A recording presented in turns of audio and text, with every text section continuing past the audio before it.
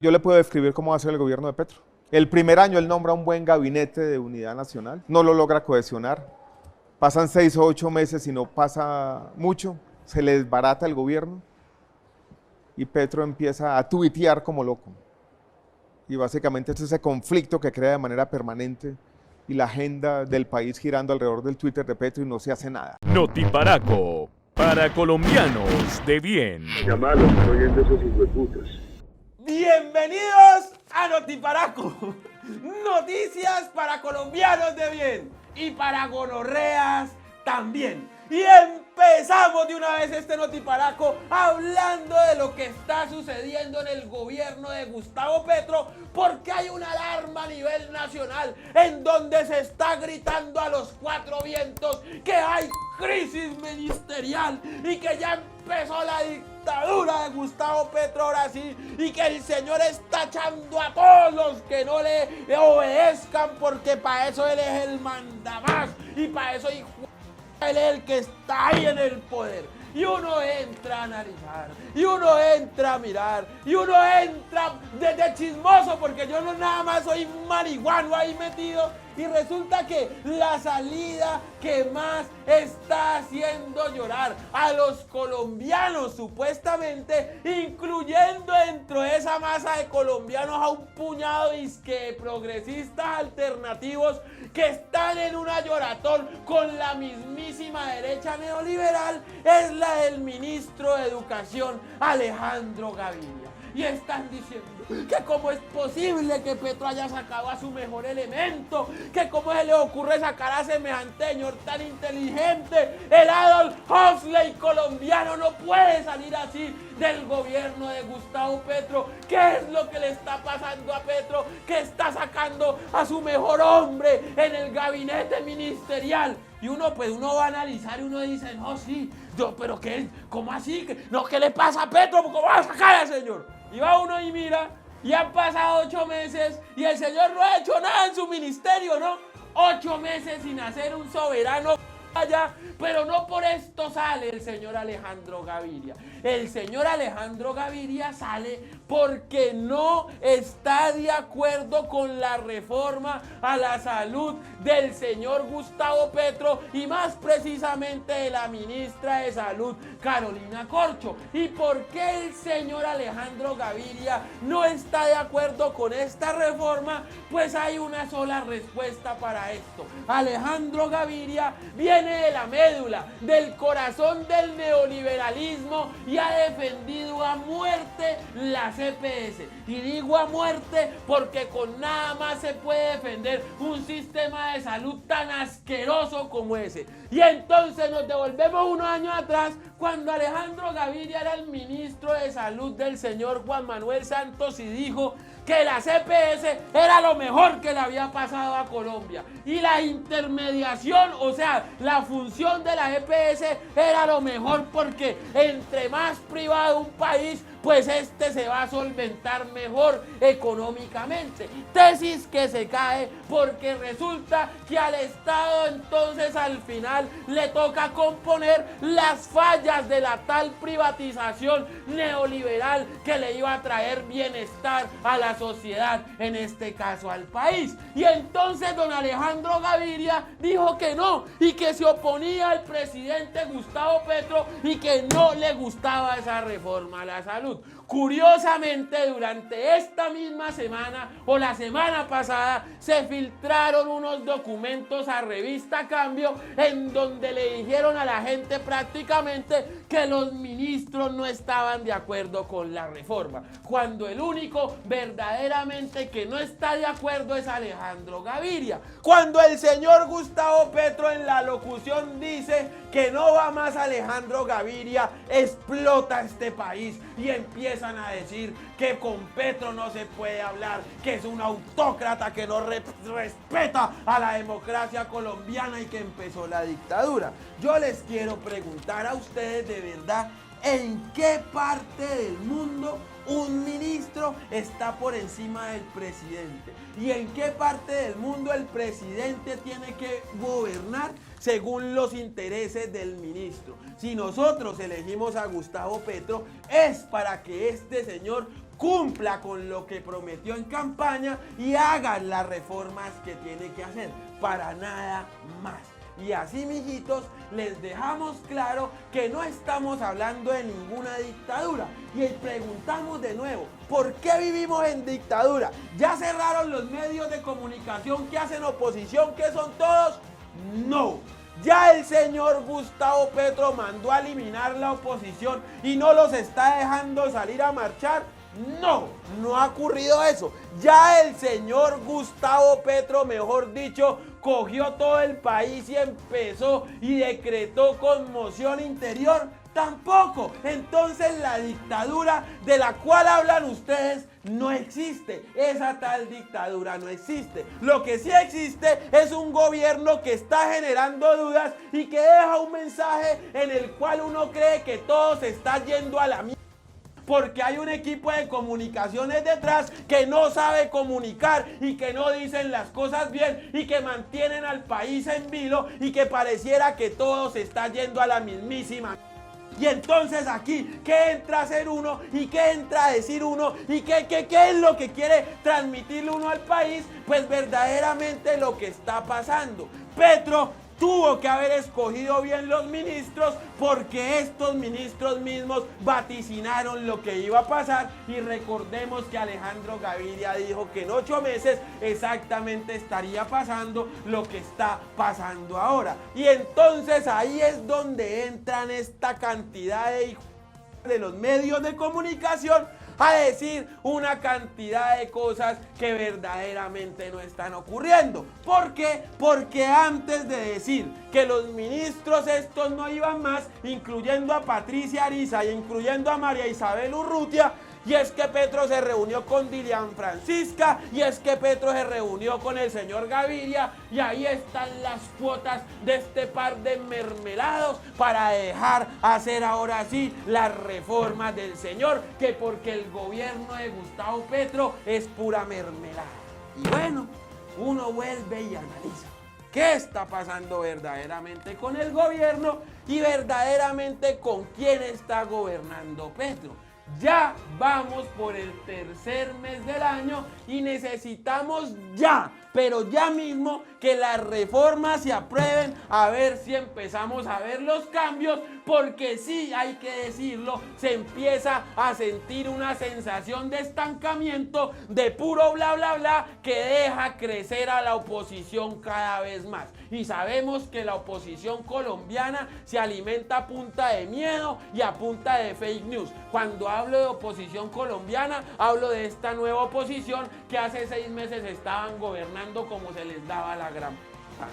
Y este panorama, pues es un panorama siniestro, porque el señor presidente Gustavo Petro tiene que empezar a pisar el acelerador, y además de todo hay que ir dejando a un lado la politiquería chimba y el clientelismo y la corrupta de siempre, para que no pase lo que está pasando ahora, que en la mitad de todo esto hay un poco de colombianos llenos de miedo, hay un poco de colombianos asustados, alimentándose de periodistas prepago, que la única función que tienen es desestabilizar a este gobierno, que por lo que vemos posiblemente se desestabilice solo, no porque no esté cumpliendo con la agenda política, sino porque no sabe comunicar lo que está haciendo.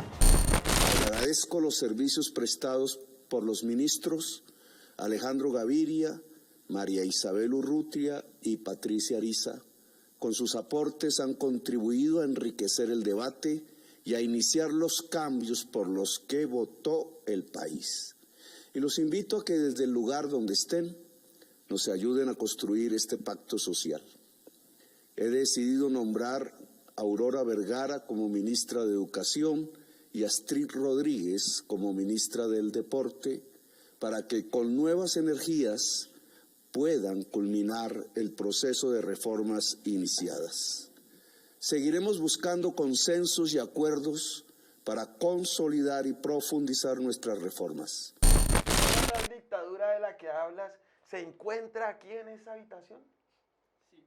Sí. Aquí podemos ver un ejemplo de la mayoría de colombianos que dicen que están viviendo en dictadura. Una dictadura muy sabrosa por lo que veo, en donde pueden gritar en todo lado que viven en dictadura, en donde pueden decir en todo lado que hay un dictador y en donde pueden marchar diciendo que efectivamente se viene la dictadura. Nunca había visto una dictadura tan sabrosa en donde la oposición tenga tanta garantía que pueden salir a marchar de la mano con el mismísimo SMAT y la mismísima policía. No como en tiempos pasados, cuando la gente divinamente, caray, le mandaba a esos izquierdosos campesinos, gamines vagos, al SMAT y a la policía para hacer respetar la fuerza pública y la democracia en Colombia. He dicho. De lo que sí hay que hablar es de la reforma laboral. Porque ya empiezo a ver cómo los cacaos de este país, los grandes empresarios, distinguidísimos, caray, por evadir impuestos, cómo le van a torpedear esta reforma al señor Gustavo Petro y a su ministro de Trabajo, porque sencillamente favorece a los pobres, porque esta reforma hace que los pobres dignifiquen su vida y vuelvan a los tiempos en donde uno verdaderamente sentía buena remuneración por trabajar.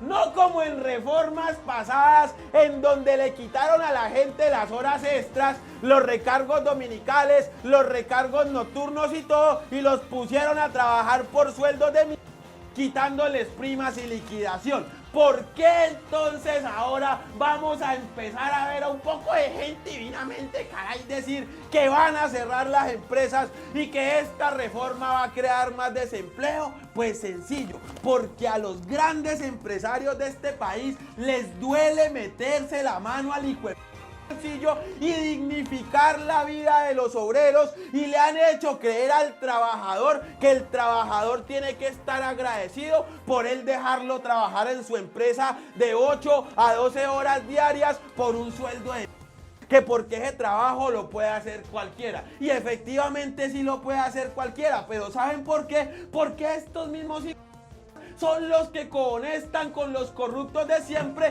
para hacer reformas tributarias que empobrecen a la clase media y empobrecen más a los pobres. Es que Colombia es el único país en donde el pobre, entre más pobre, más tiene que mantener la sanganería de estos supuestos empresarios, de la élite burguesa y de la aristocracia parásita de este país, que ha vivido de succionar los bolsillos de todos los colombianos. Y ojalá se venga esa reforma y ojalá este gobierno tenga el talante para pararse duro como se tiene que parar y cumplir con la reforma laboral y establecer también ya el camino hacia la reforma agraria, porque las reformas son las únicas vías para cambiar el mierda en el que nos han tenido viviendo por más de 200 años. Y así les duela, y así hayan que rodar las cabezas que tengan que rodar en los puestos ministeriales, hay que hacerlo, porque no elegimos un gobierno que gobierne para los mismos de siempre y para las mismas familias de siempre, sino un gobierno que gobierne para el pueblo. Y si tanto están llorando que Alejandro Gaviria no esté, pues entonces ustedes mismos denle trabajo y acomódenlo en un sector privado de donde nunca debió haber salido este señor neoliberal que ha apoyado la privatización y que ha visto la tragedia y la enfermedad de los colombianos pobres como negocio. He dicho... Colombia, se los digo con todo el respeto, yo creo que es el único sistema de salud del mundo que paga sillas de ruedas de 30 millones de pesos. Este es el único sistema de salud del mundo que le entrega a un paciente en la ciudad de Cartago 550 pañales cada mes que el señor revende, prescritos por un médico y ordenados por un juez. Este es el único sistema de salud del mundo que paga por pañitos húmedos, lociones. Este es un sistema de salud del mundo, un sistema de salud donde los suplementos alimenticios, el Ensure, lo que estamos pagando se multiplicó por 6 en los últimos 3 años. En pañales se multiplicó por 4. En transporte que no tiene que ver con ambulancias, ni siquiera para los pacientes y sus acompañantes primarios, sino para el resto de la familia, ordenados por tutela, se multiplicó por 3. Todas las semanas me llegan a mí historias de abusos sistemáticos del sistema de salud. Apenas la semana pasada en la ciudad de Barranquilla, un juez ordena que la EPS suramericana, con recursos de ellos, pero después recobrados al sistema, esto es con los recursos de todos, pague una matrícula en un colegio de 1 millón de pesos a un niño que tiene supuestamente problemas cognitivos, pero que el médico tratante dice ya puede ir al colegio y es el sistema que tiene que pagar esa matrícula. Eso no se da en ninguna parte del mundo. Eso es una aberración colombiana. En el departamento del Valle del Cauca tenemos más pacientes de una enfermedad rara que utiliza una molécula muy costosa que se llama eculizumab. Más pacientes en el Valle de Cauca que en todo México, que tiene una población que bien supera los 100 millones de habitantes. A mí a veces, en momentos de angustia, ese mito del acetaminofeno, del ibuprofeno, me genera inquietud cuando lo que ocurre en el sistema de salud de Colombia, cuando uno lo mira fríamente a la luz de las cifras, es que el gasto farmacéutico supera el 20% del gasto. No se olviden que este próximo 4 de marzo voy a estar con mi obra Levi Arrinconado. Una obra sin... no sé, un show de... Claro que sí. Boletas en la tiquetera. Sábado 4 de marzo en el Teatro ABC en Bogotá. Va a estar regalando boletas, rifando para que estén ahí. Y esto fue Notiparaco. Noticias para colombianos de bien y para gonorreas también. No se olviden activar la campanita y suscribirse a este canal. Porque si no activan esa campana, me voy a quedar como Alejandro Gaviria, desempleado. Muchas gracias a mi comunidad de Patreon, a mi comunidad de YouTube, a los de Super Gracias, a los del Super Chat, a los que donan por PayPal y a todos aquellos que tienen esa billetera buena y comparten, porque el comunismo es lo que va a salvar a este noticiero. Gracias.